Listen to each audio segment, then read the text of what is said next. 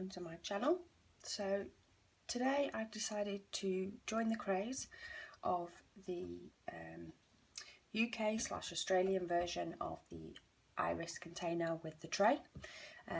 I too, as much as I love them, and I have had some iris containers shipped over from the States, which was these, it wasn't worth it for the bigger ones.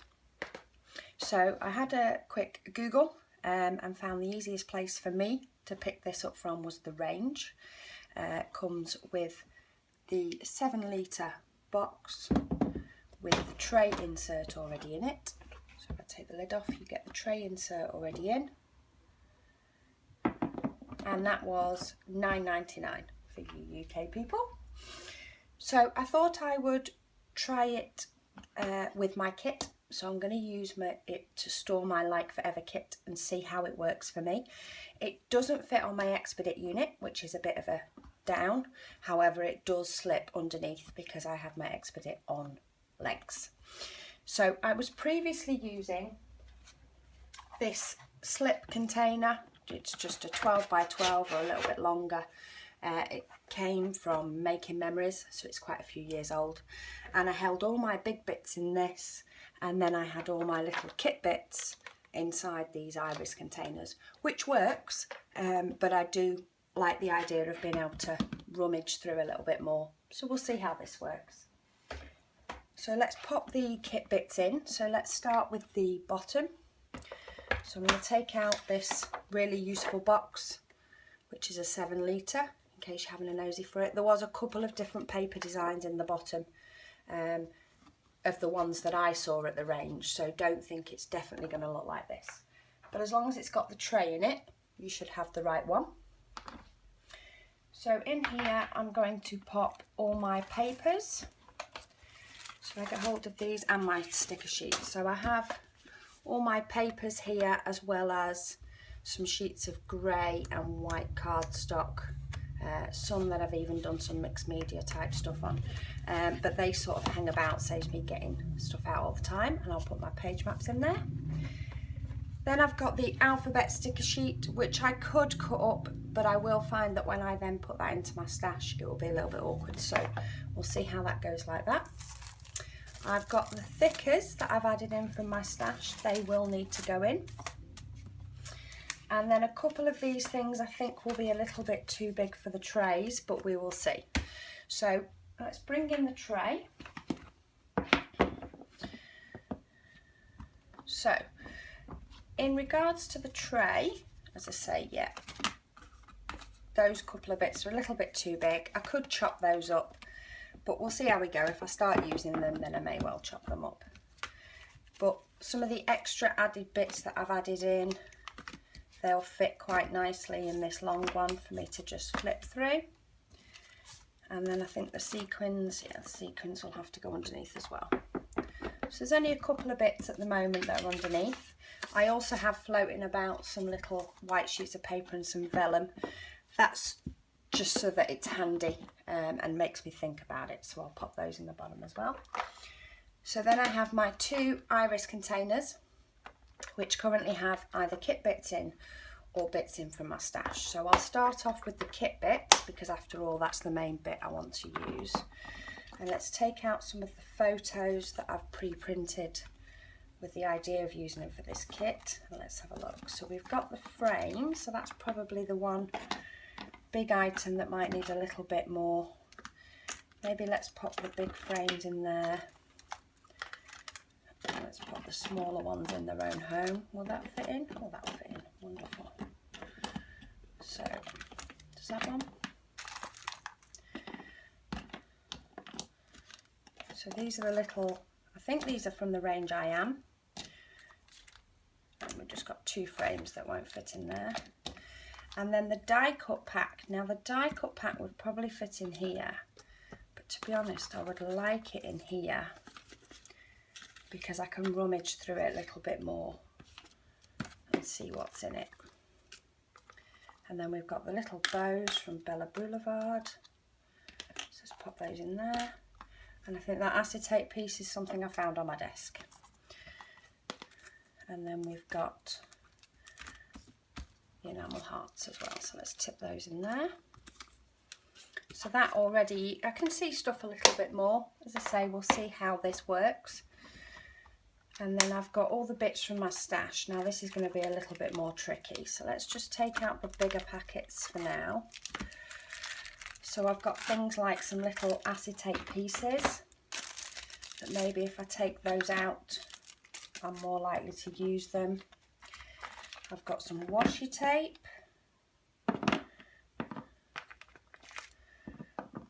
And then I've got quite a few that are little die cutty bits or label stickers.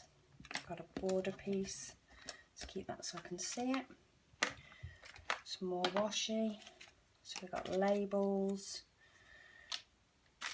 And I'm just thinking if I spread these about so that I can see them, maybe I'm more likely to try and use bits up that way.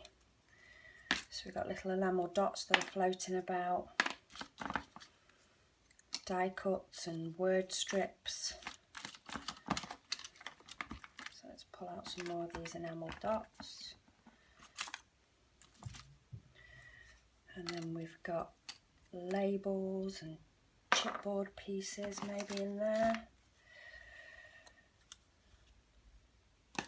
So things that are more labelly in one place, things that are more die cutty in another. Maybe see how that works.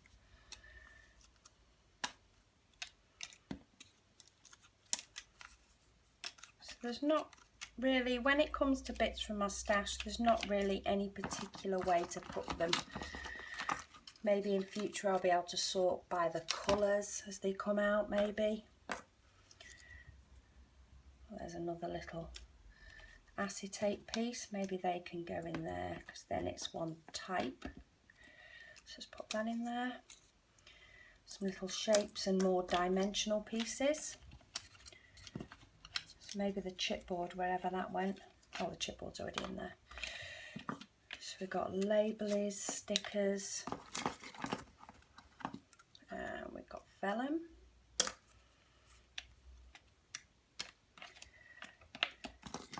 Some more washi. Some more chipboard. Vellum can go in with acetate. Dimension. More acetate.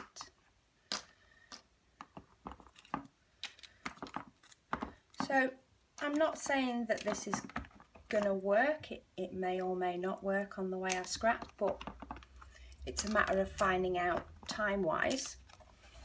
I mean, yeah, these are more compact and smaller, but in here, even at the minute, I can see everything a little bit better. So maybe if I pop the acetate pieces in there, I'll still keep the packaging so that when I'm done and things go back into my stash, they can go back into this packaging to be able to go away in a way that I can find them in my regular stash. But for now, I can see and I can root, and it should sit on the corner of my desk. So we've got these pieces. I don't know whether these are worth taking out.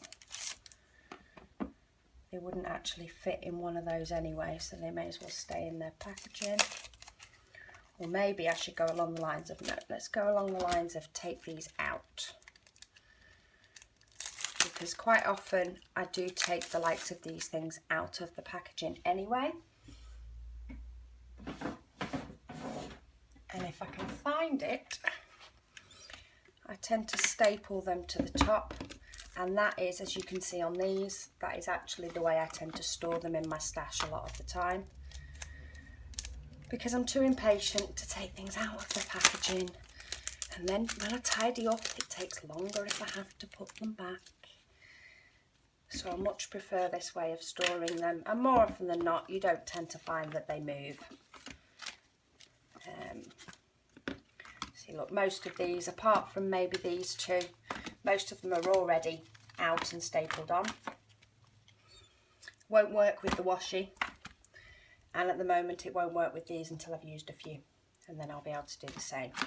So let's pop those in, keep those in like that, and again with the washi, I'll keep hold of the packaging so that this can go back, but for now I'm more likely to use it if I can see it.